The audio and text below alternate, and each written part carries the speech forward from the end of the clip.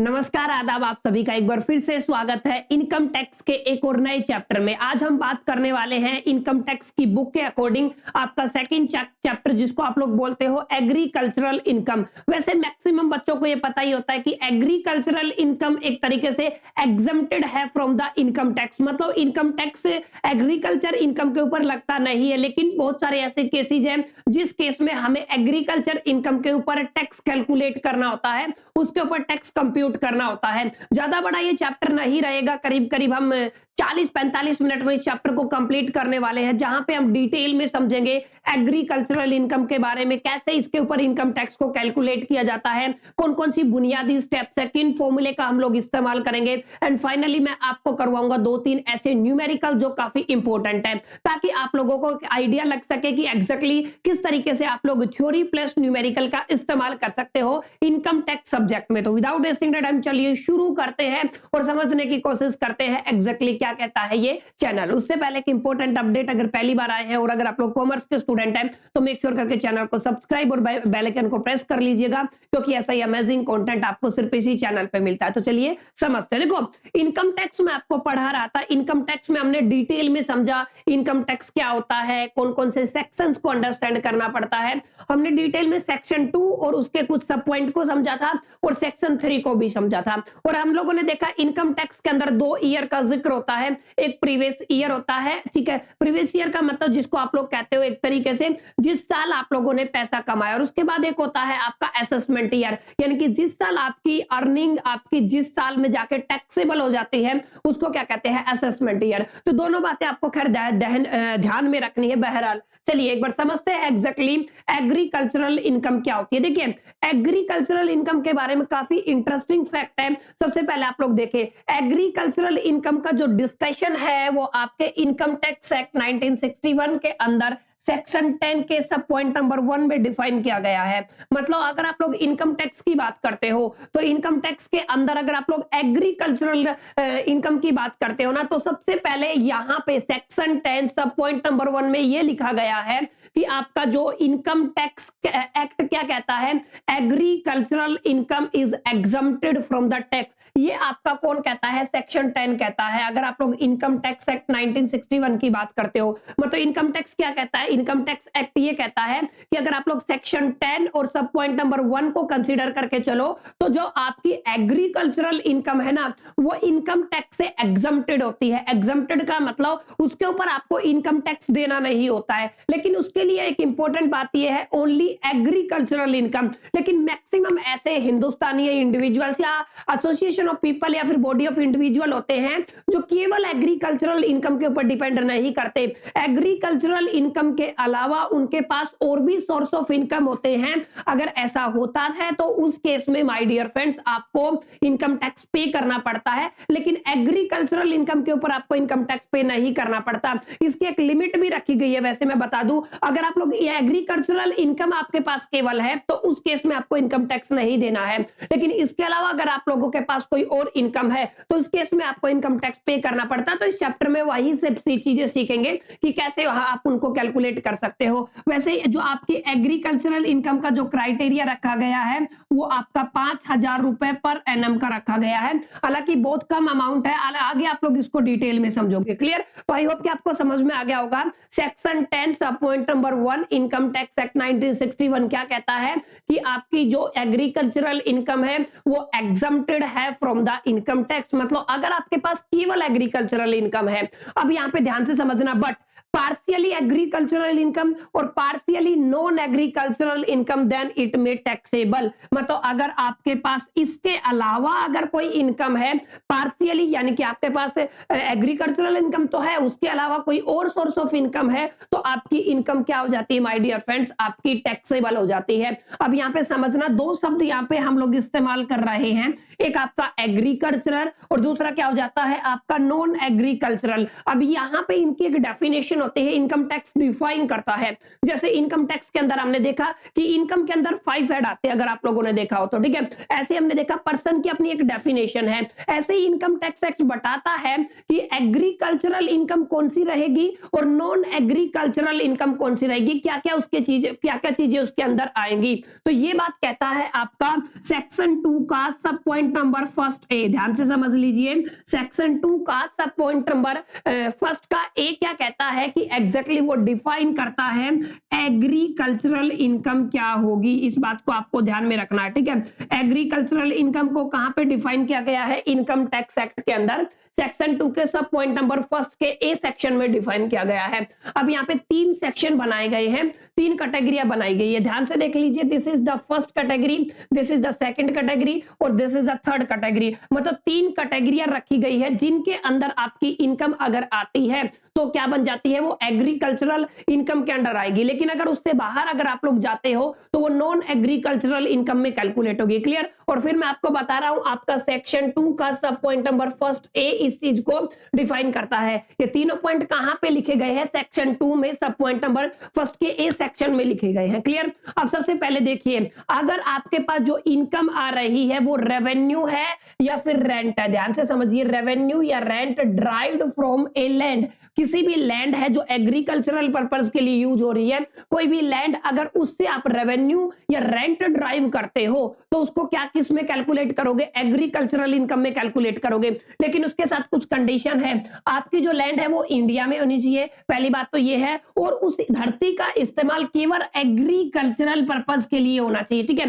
Agriculture के लिए, खेती के लिए अगर आपकी जमीन का इस्तेमाल हो रहा है और अगर आपकी जो जमीन है हिंदुस्तान में है, इंडिया में है, भारत में है, तो उस जमीन से अगर आप लोग कोई भी रेंट ड्राइव करते हो या रेवेन्यू ड्राइव करते हो तो उसको किस कैटेगरी में रखा गया है, उसको इनकम टैक्स एक्ट के अकॉर्डिंग एग्रीकल्चरल इनकम की कैटेगरी में रखा गया है। क्लियर। ये आपको ध्यान में रखना है, यानी कि आपकी जमीन एग्रीकल्चरल पर्पस से यूज हो रही है। अब हो सकता है उस पर स्पेशल खेती हो या खेती के अलावा खेती के कुछ और काम हो। जैसे अगर बात करते हो, अगर आप लोग चावल धान की खेती करते हो तो धान की खेती ऐसा नहीं है आप लोगों ने कटाई किया और डायरेक्ट उसको क्या किया, एग्जैक्टली मंडी में जाके बेच दिया, नहीं, ऐसा नहीं होता है। जब आप लोग धान की कटाई करते हो उसके बाद उसकी कुटाई होती है। तो कुछ खेत ऐसे भी होते हैं, कुछ एग्रीकल्चरल लैंड ऐसी भी होती है जहां पे हम लोग सिर्फ यही प्रोसेस का इस्तेमाल करते हैं उस जमीन के लिए, तो उस केस में भी जो इनकम होती है वो भी क्या कहलाएगी, आपकी एग्रीकल्चरल इनकम। और ये आपका सेकंड पॉइंट डिफाइन करता है। फर्स्ट पॉइंट आई होप कि आपको क्लियर हो गया होगा।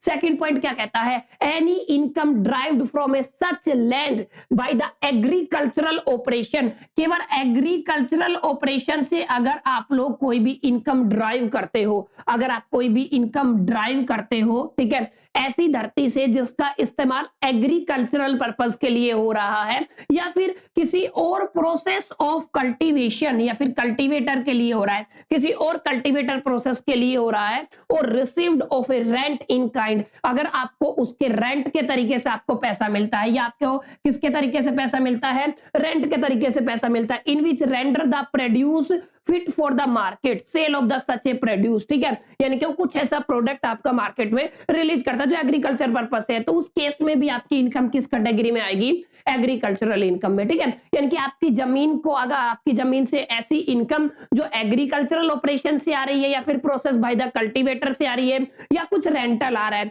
तो उसको किस कैटेगरी में रखा गया माय डियर फ्रेंड्स, उसको आपका एग्रीकल्चरल इनकम की कैटेगरी में रखा गया। तीसरा है, अगर आपके पास कोई भी फार्म हाउस है तो फार्म हाउस से जो इनकम होती है वो भी किस में आती है, वो भी एग्रीकल्चरल के क्राइटेरिया में आती है, एग्रीकल्चरल की डेफिनेशन में आती है। तो ये तीनों हेड, ये तीनों पॉइंट आपके एग्री का जो आपका इनकम टैक्स एक्ट 1961 के सेक्शन 2 के सब पॉइंट नंबर 1 के बी सेक्शन ए में लिखा गया है। इस बात को आपको ध्यान में रखना है। क्लियर है। और ये बात आपके सेक्शन 10 फर्स्ट में क्या लिखी गई है कि ये आपका जो एग्रीकल्चरल इनकम है वो एग्जम्प्टेड फ्रॉम द टैक्स है, लेकिन अगर आपके पास केवल क्या है, केवल और केवल आपके पास एग्रीकल्चरल इनकम है। क्लियर। सॉरी, आई होप कि मेरे को ऐसा लगता है कि आपको एक क्लियर समझ में आ गया होगा एग्रीकल्चरल इनकम का क्या मीनिंग होता है according to the income tax act. ठीक है, अब आगे चलते हैं। आगे देखिए ध्यान से, यहां पे मैंने क्या लिखा हुआ है, कुछ कंडीशन है। Following condition must be satisfy for the income from the land, मतलब अगर आप धरती से कोई इनकम लेते हैं, क्लियर, तो उसके लिए ये फॉलोइंग कंडीशन होनी जरूरी है। अब ये फॉलोइंग कंडीशन अभी अभी हमने डिस्कशन की। पहला तो क्या है, आपकी जमीन हिंदुस्तान में होनी चाहिए, भारत में होनी चाहिए, इंडिया में होनी चाहिए, क्लियर, यानी कि your land must be situated in the India, ये पहला क्राइटेरिया है। अगर सेकंड क्राइटेरिया की बात करूं, आपकी जो लैंड है उसका इस्तेमाल एग्रीकल्चरल पर्पस के लिए अगर होता है माय डियर फ्रेंड्स, तो वो आपका इस कैटेगरी को, इस कंडीशन को सेटिस्फाई करता है। तीसरा मैंने बताया, the direct income from the agriculture is treated as a agricultural income. ठीक है, अगर आप डायरेक्ट इनकम जनरेट करते हैं एग्रीकल्चर से, खेती से, अगर आप लोग खेती से डायरेक्ट इनकम जनरेट करते हैं तो उसको भी किस कैटेगरी में रखा गया माय डियर फ्रेंड्स, उसको भी ट्रीट किया जाएगा कैसे, इनकम, एग्रीकल्चरल इनकम में, क्लियर है। तो कंडीशन है, फाइनल कंडीशन क्या है, the receiver of A income from the land must have interest in the land, मतलब उसका क्या होना चाहिए, लैंड में क्या होना चाहिए, इंटरेस्ट होना चाहिए, जो भी रिसीवर है, जो भी रिसीव कर रहा है इस इनकम को, क्लियर। तो ये कुछ कंडीशन है, 3-4 कंडीशन बनती है, जो खैर आपको बहरहाल समझ में भी आ गई होंगी जब अब हमने इसकी डेफिनेशन को क्लैरिफाई किया, क्लियर। तो अगर आपसे पूछा जाए what are the condition to satisfy for the income from the land to be treated as a agricultural income, किस जमीन को एग्रीकल्चरल इनकम की कैटेगरी में रखा जाएगा। इससे पहले हमने बात की थी कौन सी इनकम, ये अभी क्या कह रहा है, ये कौन सी जमीन यानी कि कौन सी लैंड को आप लोग ट्रीट करोगे एज ए एग्रीकल्चरल इनकम या एग्रीकल्चरल लैंड। ठीक है, तो 4 पॉइंट है, आई होप कि आपको समझ में आ गया होगा। आप लोग इसको अच्छे से मेमोराइज कर लीजिएगा, समझ लीजिएगा, अंडरस्टैंड कर लीजिएगा, ताकि आप लोग जब इसकी न्यूमेरिकल बनाए तो एग्रीकल्चरल इनकम से रिलेटेड ये जो भी आपके इनकम टैक्स आपको फाइल करना है या कैलकुलेट करना है तो उसमें कोई दुविधा ना रहे आपको, क्लियर। आगे चलते हैं, आगे देखिए, टाइप ऑफ एग्रीकल्चरल इनकम, मतलब एग्रीकल्चरल इनकम कितने टाइप की होती है। बहरहाल ये सारी चीजें हम डिस्कशन कर चुके हैं, फिर भी एक मोटा मोटा देख लीजिए कितने टाइप बनते हैं, कितने टाइप की आपकी एग्रीकल्चरल इनकम होती है। देखिए, रेंट या फिर रेवेन्यू अगर आपको जमीन से मिलता है तो किस कैटेगरी में जाएगा, वो आपका किस कैटेगरी में जाएगा, एक तरीके से इनकम टैक्स में, सॉरी एग्रीकल्चरल इनकम में जाएगा। हालांकि वो जमीन कौन सी होनी चाहिए हम बात कर चुके हैं। अगर आपको इनकम आती है एग्रीकल्चरल ऑपरेशन से तो वो भी आपका एग्रीकल्चरल इनकम होगी। अगर आपको किसी भी फार्म हाउस से इनकम होती है तो वो भी क्या रहेगी, एग्रीकल्चरल इनकम रहेगी। अगर आपको इनकम होती है सेल ऑफ प्रोड्यूस, यानी कि आप लोगों ने कोई भी सेल ऑफ प्रोड्यूस किया है आपके एग्रीकल्चर पर्पस के लिए, तो वो भी आपका क्या रहेगा, एग्रीकल्चरल इनकम की कैटेगरी में जाएगी। Final income from the making to produce, यानी कि अगर आप लोग सेल ऑफ प्रोड्यूस करते हो या making to produce fit for the market, यानी कि कोई भी प्रोडक्ट बनाने में अगर आप लोग क्या करते हो, प्रोड्यूस करते हो कोई भी फिट, तो उस केस में वो इनकम क्या कहलाती है, एग्रीकल्चरल इनकम कहलाती है। And final income from the saplings और सीडलिंग, यानी कि अगर आप लोग सैपलिंग और सीडलिंग से आपको इनकम होती है तो वो भी किस कैटेगरी में रहती है माय डियर फ्रेंड्स, वो भी आपकी एग्रीकल्चरल इनकम की कैटेगरी में रहती है, क्लियर। उम्मीद करता हूं आपको समझ में आ गया होगा। अलग अलग बातें हमने की, कंडीशन क्या होती है, आपका सेक्शन 2 सब पॉइंट नंबर 1, उसका भी सब पॉइंट नंबर ए या सब पॉइंट ए क्या कहता है उसकी डेफिनेशन की, सेक्शन 10 की हम लोगों ने बात की। आगे देखिए, नॉन एग्रीकल्चरल इनकम क्या रहेगी, मतलब इसके अलावा जो भी बच गया वो किस कैटेगरी में जाएगा, नॉन एग्रीकल्चरल इनकम की कैटेगरी में जाएगा। तो मेक श्योर करके आपको इस चीज को ध्यान में रखना। देखिए, अगर आपको मार्केट से कोई भी इनकम होती है तो क्या होगी, नॉन एग्रीकल्चरल होगी। अगर आप लोगों को माइनिंग रॉयल्टीज आती है तो वो नॉन एग्रीकल्चरल इनकम होगी। अगर आप लोग स्टोन क्वेरीज से अगर आपको पैसा आता है, इनकम आती है, तो वो कहां पे चली जाएगी, नॉन एग्रीकल्चरल कैटेगरी में चली जाएगी। अगर आपको पैसा आता है land used for the storing agriculture produce, मतलब अगर आप लोग कोई भी सामान को स्टोर करने के लिए, अगर आपके पास कोई भी जैसे आपके पास व्हीट है, गेहूं है, चावल है, कोई भी है, मान लीजिए चावल को रखने के लिए अगर आप लोग जमीन को इस्तेमाल करते हैं तो उसको किस में कैलकुलेट किया जाएगा, उसमें आपको नॉन एग्रीकल्चरल इनकम की कैटेगरी में कैलकुलेट किया जाएगा, वो एग्रीकल्चरल इनकम की कैटेगरी में नहीं आएगी। क्लियर है? Income from the supply of water for irrigation, अगर आप लोग इरिगेशन के लिए पानी देते हो तो उसकी जो इनकम होती है तो वो किस कैटेगरी में आती है? वो नॉन एग्रीकल्चरल की कैटेगरी में आती है। Income from the self grown grass, अपने आप अगर कुछ ऐसा उग जाता है तो उससे कोई इनकम होती है तो वो क्या रहेगी? नॉन एग्रीकल्चरल इनकम रहेगी। या आपके खेत में कोई बैम्बू या ट्री आ जाते, बाद में आप लोगों ने उनको सेल आउट करके इनकम जनरेट किया, तो उस केस में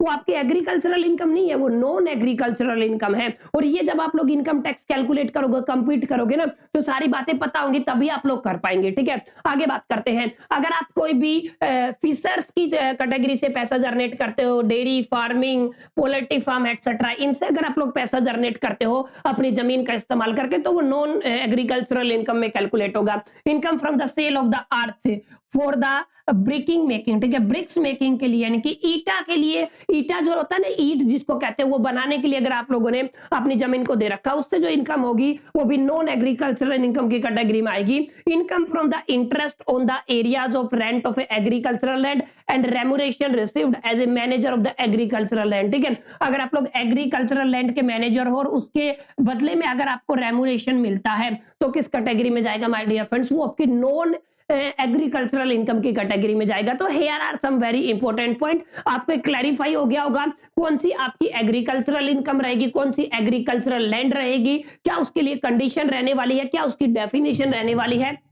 एंड फाइनली हमने डिस्कशन किया आपका नॉन एग्रीकल्चरल इनकम के बारे में। क्लियर है? ये सारी चीजें हम लोगों ने डिटेल में समझी। तो सिर्फ इतना ही आपका थ्योरेटिकल पार्ट है कि यार कैसे आपको कौन सी इनकम एग्रीकल्चरल होगी, कौन सी नहीं होगी, ये बहरहाल सारी बातें आपको पता होनी चाहिए। सबसे इंपॉर्टेंट जो न्यूमेरिकल सोल्व करते टाइम आपके सामने प्रॉब्लम आएगी कि एग्जैक्टली आपको कैसे इनकम टैक्स को कंप्यूट करना है। तो आप सभी के लिए मैंने एक छोटा सा फॉर्मूला यहाँ पे जनरेट किया है, या फिर जिसको सिंप्लीफाई किया है, मेरा जनरेट किया हुआ नहीं है, जो एक्सपर्ट है, जिन लोगों ने इनके किताबों को लिखा या फिर इन कॉन्सेप्ट को जनरेट किया, उन्होंने इसको बताया, लेकिन सिंप्लीफाई करके आपके सामने देखिए क्या करना है। आपको सबसे पहले माय डियर फ्रेंड्स एक छोटा सा काम करना है। छोटा सा काम क्या है? आपको कैलकुलेट करना है टैक्स। देखिए दो तरीके की टैक्स होंगे आपके पास, एक तो नॉन एग्रीकल्चरल इनकम होगी, प्लस में एग्रीकल्चरल इनकम होगी, दोनों को जोड़ करके उनके ऊपर टैक्स कैलकुलेट कर लेना है। क्लियर? क्या बताया मैंने? नॉन एग्रीकल्चरल इनकम और एग्रीकल्चरल इनकम को दोनों को जोड़ा और दोनों के ऊपर टैक्स कैलकुलेट कर लिया अकॉर्डिंग टू द स्लैब। आगे क्या करना है? सेकंड स्टेप में आपको जो भी आपकी एग्रीकल्चरल इनकम है प्लस में आपकी जो मिनिमम एग्जम्प्टेड लिमिट, हमने पढ़ा था ना कि अगर आप लोग 60 से 80 के बीच में है तो 2.5 लाख है, सॉरी अगर आप लोग देखें तो 60 से अगर आप लोगों की उम्र कम है तो 2.5 लाख, 60 से 80 के बीच में है तो 3 लाख, अगर आप लोगों की उम्र 80 साल से ज्यादा है तो पे 5 लाख, तो वो आपको ऐड कर देनी है एग्रीकल्चरल इनकम में, और इसके ऊपर भी आपको टैक्स कैलकुलेट कर देना है। ठीक है, अब इसके बाद क्या करना है? आपको करना कैलकुलेट, ये आपका फर्स्ट टैक्स हो गया, सेकंड हो गया, फर्स्ट में से 2 को माइनस कर देना, मतलब आपको इसमें से इसको माइनस कर देना है। अगर रीबेट है तो घटेगा, अगर आपके सरचार्ज प्लस होंगे और एजुकेशनल जो आपका सेस लगता है 4% का वो ऐड होगा, मतलब अगर रीबेट है तो आपको माइनस कर देना है, सरचार्ज है तो प्लस कर देना है, एजुकेशन एंड जो आपकी सेकेंडरी हायर एजुकेशन सेस होता है वो क्या लगेगा? आपका प्लस होगा।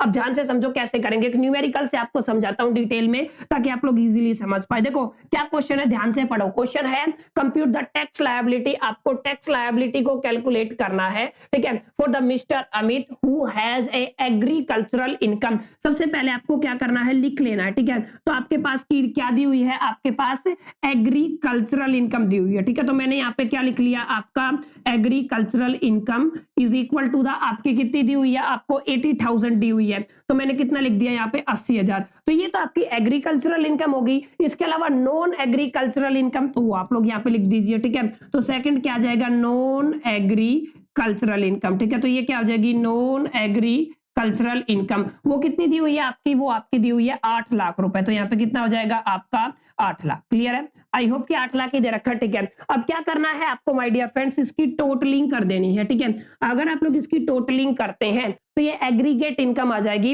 8,80,000। तो यहाँ पे कितना आ जाएगा आपका 8,80,000। क्लियर है? तो ये आपकी कौन सी इनकम है? ये आपकी एग्रीगेट इनकम है। क्लियर है? तो आपको याद रखना है ये कौन सी होगी? आपकी एग्रीगेट इनकम होगी। ठीक है, अब यहाँ पे आपको समझना है ध्यान से कि इसके ऊपर आपको टैक्स निकालना है। ये पहली स्टेप चल रही है। अभी क्या करना है आपको? इसके ऊपर टैक्स निकालना है।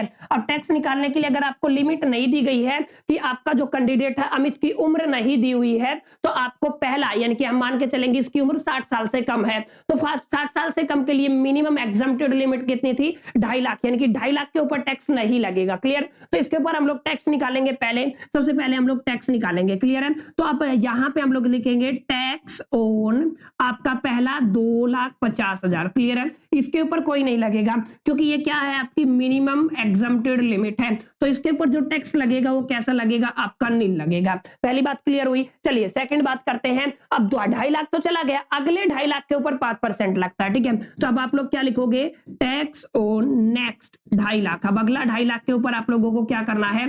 टैक्स निकालना है। तो आप तो लोगों को मैंने लास्ट वीडियो में पढ़ाया था, उसके ऊपर कितना टैक्स लगता है? इसके ऊपर आपका 5% टैक्स लगता है, जो कितना बनेगा? आपका 12,500 बनेगा। क्लियर? ये आपको थोड़ा ध्यान में रखना। कितना बन गया? 12,500। अब देखिए 2.5 लाख के ऊपर तो टैक्स है ही नहीं, 2.5 लाख के ऊपर आपका 5% बन गया। 2.5 और 2.5 कितना बन गया? आपका 5 लाख बन गया। टोटल कितना था? 8,80,000। अगर 8,80,000 में से 5 लाख माइनस कर दोगे तो नेक्स्ट के ऊपर 20% लगता है। तो आप लोग क्या लिखोगे? आप लोग लिखोगे टैक्स ऑन नेक्स्ट। ठीक है, कितना बैलेंस बच गया? 5 लाख घटाओगे तो 3,30,000। कितना बचा आपका?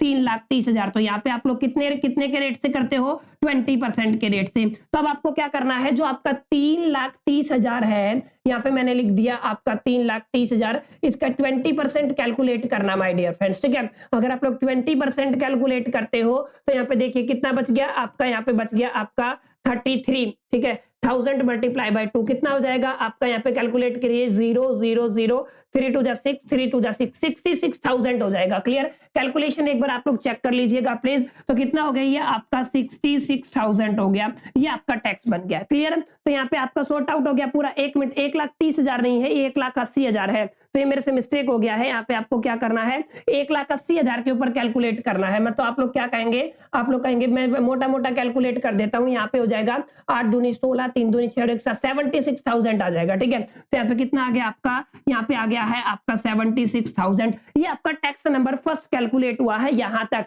अब क्या करना है? आपको इसको टोटलिंग मार देनी है इसकी। अगर आप लोग इसको टोटल करते हो तो एक बार कैलकुलेट कर लीजिए। देखिए यहाँ पे कितना है आपका? 500 हो गया। ठीक है, उसके बाद 6 और 2 8 हो गया, 7 और 1 8 हो गया, यानी कि 88,500 ये आपका टैक्स 1 बन गया है इस कैलकुलेशन के हिसाब से। ठीक है, तो क्या बन गया आपका? Tax number 1। क्लियर? यहाँ पे हम लोगों ने फर्स्ट टैक्स कैलकुलेट किया, जहां पे हम लोगों ने एग्रीकल्चरल इनकम प्लस में नॉन एग्रीकल्चरल इनकम का सम निकाल के उस पर टैक्स कैलकुलेट किया। अब क्या करना है आपको? सेकंड टैक्स निकालना है। सेकंड टैक्स में क्या बताया था? आपकी जो एग्रीकल्चरल इनकम है कितनी है? 80,000 रुपए, प्लस में आपको उसकी जो एग्जम्प्टेड लिमिट है। ठीक है, आप लोगों को क्या करनी है? उसकी एग्जम्प्टेड मिनिमम एग्जम्प्टेड लिमिट कितनी है? 2,50,000। दोनों के ऊपर क्या करना है? आपका कैलकुलेट करना है। ठीक है, तो यहाँ पे आपका कितना बनता है? टोटल बनता है, हम लोग कैलकुलेट करेंगे tax on minimum exempted limit कितनी है? 2,50,000, प्लस में आपका जो एग्रीकल्चरल इनकम कितना है? आपका 80,000। ठीक है, अब यहाँ पे अगर आप लोग कैलकुलेट करते हो सिर्फ टैक्स ऑन 2,50,000 के ऊपर कैलकुलेट करते हो तो ये आपकी मिनिमम एग्जम्प्टेड लिमिट है, तो इसके ऊपर कोई टैक्स नहीं लगेगा, इसलिए मैंने क्या लिख दिया यहाँ पे? नील। ठीक है, अब आपके पास बच कौन गया? 80,000। तो आप लोग क्या लिखोगे? Tax on 80,000। अब 80,000 के ऊपर कितना लगता है? 5% लगता है ना, तो 80,000 का 5% कितना होगा? 4,000 के आसपास हो जाएगा। ठीक है, तो कितना बन गया आपका? टैक्स बन गया आपका 4,000। आपका कितना आ गया? यहाँ पे टोटलिंग आ गई है 4,000। क्लियर है? तो अब यहाँ पे क्या करना है? आपको नेट टैक्स निकालना है। ठीक है, आपको क्या निकालना है? Tax liability. तो यहाँ पे समझ लीजिए अब क्या करना है, बहुत लॉजिकल बात बता रहा हूं। ठीक है, अगर आपको यहाँ पे टैक्स लायबिलिटी कैलकुलेट करनी है तो कैसे करेंगे? टैक्स लायबिलिटी को कैलकुलेट हम लोग लायबिलिटी, सॉरी आपका जो टैक्स 1 आया है, आप लोगों ने अभी अभी किया ना, T1 में से T2 घटा देंगे। टैक्स वन कितना आया था आपका 88,500, उसमें से कितना माइनस करना है, ये आपका टैक्स टू आया है 4,000 आपको माइनस करना है, तो कितना हो जाएगा 84,500। क्लियर है। अब इसके अलावा आपको यहाँ पे जो आपका एक तरीके से हेल्थ एंड एजुकेशन सेस जो होता है वो ऐड कर देना है, यानी कि आप लोग क्या लिखोगे, आप लोग लिखोगे हेल्थ एंड एजुकेशनल सेस। ठीक है, आप लोग क्या लिखोगे, एजुकेशनल सेस। ये सारी चीजें मैं पढ़ा चुका हूं आपको, ठीक है। कितना होता है 4%, वो इसमें ऐड कर देना है, यानी कि आपका जो 84,500 है उसका कितना परसेंट निकालना है, 4%। 2 जीरो से 2 जीरो कैंसिल, 845 मल्टीप्लाई बाय कितना हो जाएगा आपका 4 हो जाएगा, 5 4 20, 2 4 चौक 16 17 18 1 और 8 से 8 की 4 से करो यानी कि 32 और 33 कितना हो जाएगा 3380। तो अप्रोक्सीमेट कितना आ जाएगा, प्लस में कितना कर दोगे 3380, तो यहाँ पे आपका टोटल टैक्स लायबिलिटी आ जाएगा। क्लियर। तो यही जो आपका फॉर्मूला है जो मैंने अभी अभी आपको कराया ना, आपको क्या करना है, एग्रीकल्चरल नॉन एग्रीकल्चरल को सम करना है, उसके ऊपर टैक्स कैलकुलेट कर लेना है, फिर मिनिमम एग्जम्प्टेड लिमिट प्लस में एग्रीकल्चरल को सम करके उसके ऊपर टैक्स कैलकुलेट करना, दोनों को माइनस करके, और अगर रीबेट है तो घटा दोगे आप लोग, सरचार्ज है तो प्लस कर दोगे, और एजुकेशनल सेस और हेल्थ सेस तो आपका कैलकुलेट होगा ही होगा। क्लियर। आई होप कि आपको समझ में आया होगा इजीली कि कैसे इस न्यूमेरिकल को बनाया जाता है, कैसे इसको किया जाता है। एक न्यूमेरिकल और करते हैं ताकि आपको एक 100% क्लैरिटी यहां से मिल सके। ठीक है, देखिए अगली न्यूमेरिकल ध्यान से देखना क्या है। कोई भी इंडिविजुअल है जिसकी जो आपकी इनकम है बिजनेस से कितनी है, 6,20,000 है, बिजनेस से है तो आपकी ये कौन सी हो गई, नॉन एग्रीकल्चरल इनकम। तो मैंने यहाँ पे क्या लिख दी, नॉन एग्रीकल्चरल इनकम कितनी दी हुई है आपकी, इससे 6,20,000 दी हुई है, तो कितना हो जाएगा आपका 6,20,000। आगे आपकी एग्रीकल्चरल इनकम 20,000 रुपए दी हुई है। ठीक है, तो आप लोग क्या लिखोगे, आप लोग लिखोगे एग्रीकल्चरल इनकम, वो कितनी दी हुई है आपकी, वो 20,000 है, तो यहाँ पे क्या कर दोगे आप लोग 20,000। क्लियर है। अब मेरे को क्या करना है, इन दोनों का एग्रीगेट निकाल लेना है, एग्रीगेट कितना हो जाएगा 6,40,000। क्लियर, ये हो गया आपका एग्रीगेट इनकम। तो यहाँ पे आप लोग लिख दोगे, क्या लिख दोगे, एग्रीगेट इनकम। यस, यहाँ तक आई होप कि आपको समझ में आया होगा। अब इसके बाद क्या बताया था मैंने, इनके ऊपर आप लोगों को टैक्स कैलकुलेट कर लेना है। कैसे टैक्स कैलकुलेट किया जाता है, ध्यान से देखो। अभी टैक्स कैलकुलेट करने के लिए क्योंकि इसकी उम्र नहीं दी हुई है तो हम लोग वही 2.5 लाख वाला क्राइटेरिया लेकर चलेंगे। तो आप लोग इसके ऊपर टैक्स कैलकुलेट कर लीजिए। टैक्स ऑन कितना लिखोगे आप लोग, पहला 2.5 लाख के ऊपर आपका कोई टैक्स ही नहीं होता है, तो आप लोग क्या लिख दोगे, यहाँ पे क्या आ जाएगा नील, क्योंकि ये आपकी मिनिमम एग्जम्प्टेड लिमिट होती है। ठीक है, आप लोग क्या लिखोगे, टैक्स ऑन नेक्स्ट, आपका अगला 2.5 लाख के ऊपर कितना लगता है, अगला 2.5 लाख के ऊपर आपको लगता है @5%। कितना लगता है 5%, तो कितना होता है वो आपका 12,500। क्लियर है, तो ये आपका हो गया। अब देखिए 2.5 और 2.5 कितना हो गया 5, 1,40,000 बच गया क्योंकि 6,40,000 था। ठीक है, तो अब यहाँ पे आगे क्या करोगे, टैक्स करोगे, टैक्स ऑन नेक्स्ट, आपका कितना बचा 1,40,000। अब 1,40,000 के ऊपर नेक्स्ट कितने परसेंट से कैलकुलेट होता है, 20% से, तो 1,40,000 का 14 28,000 रुपए बनेगा। ठीक है, तो आप लोग यहाँ पे कैलकुलेट कर लीजिए कितना हो गया 28,000 रुपए। यहाँ पे मैं इसकी टोटलिंग कर देता हूँ। ठीक है, अब देखिए यहाँ पे कितना हो गया 28 और 12 कितना हो गया 30, 40,500। ठीक है, तो कितना हो गया इसका टोटलिंग हो गया 40,500। ये क्या है आपका टैक्स नंबर 1 जो हमने कैलकुलेट किया था। अब क्या करेंगे टैक्स नंबर 2, यानी कि आप लोग क्या करोगे, tax on minimum exempted limit यानी कि 2,50,000 और प्लस में कितना है आपका, आपकी जो इनकम दी हुई है वो कितनी है 20,000। क्लियर है, यहां तक समझ में आया। अब इसके ऊपर तो जीरो लगेगा, यानी कि आप लोग क्या कहोगे, इसके ऊपर तो जीरो है, 20,000 के ऊपर कितना लगना है 5%, यानी कि आप लोग कह सकते हो टैक्स ऑन 20,000। अगर आप लोग 20,000 के ऊपर 5% के हिसाब से टैक्स लगाते हो तो भी किसका कितना होगा 1,000 रुपए, कितना हो जाएगा आपका 1,000। एक बार कैलकुलेशन चेक कर लेना। ठीक है, ये कितना हो गया 1 लाख। ये है आपका टैक्स 2। ठीक है, ये क्या है आपका टैक्स 2। ठीक है, अगर आप लोग टोटल टैक्स लायबिलिटी निकालना चाहते हो तो कैसे लिखते हैं, total tax liability is equal to the tax 1 minus में टैक्स 2। टैक्स 1 की वैल्यू कितनी आ रही है 40,500। ठीक है, माइनस में 1,000 रुपए, तो कितना हो गया आपका 39,500। क्लियर है, इसमें आपको 4% और ऐड करना है health and educational cess. Clear है, 4% ऐड करके आपका टोटल निकल आएगा। तो ये बहुत आसान है, सबसे आसान चैप्टर है, इजीली है अगर आप लोग क्रैक कर पाओ, अगर सारे बुनियादी कॉन्सेप्ट को समझ पाओ, ठीक है। तो यहाँ पे माय डियर फ्रेंड्स हमने इजीली इत्मीनान से समझा, इसके बेसिक कॉन्सेप्ट को डिटेल में समझा। इसके अलावा मैंने आपको टीच किया यहाँ पे कि एग्जैक्टली कैसे न्यूमेरिकल्स को सोल्व किया जाता है। उम्मीद करता हूं आपको सेशन अच्छा लगा होगा, पसंद आया होगा और सारी चीजें आपको क्लेरिफाई होंगी। फिर भी कोई डाउट रहता है तो let me know in the comment box. एक छोटा सा काम आपको देता हूं, you can take the screenshot of this question, इसका एग्जैक्टली टैक्स लायबिलिटी कितना आएगा, let me know in the comment box, ठीक है। आप लोग मेरे को बताइए इसको सोल्व करके कि इसका आंसर कितना आने वाला है, ठीक है। इस जो सेशन का पीडीएफ आपको मैं डिस्क्रिप्शन बॉक्स में दे रहा हूं, आप लोग वहां पे जाके डाउनलोड करके इस कंटेंट को कंज्यूम कर लीजिएगा। इस वीडियो में इतना ही, चलिए मिलेंगे नेक्स्ट वीडियो में, जब तक के लिए मेरे तो all the best, till the keep learning.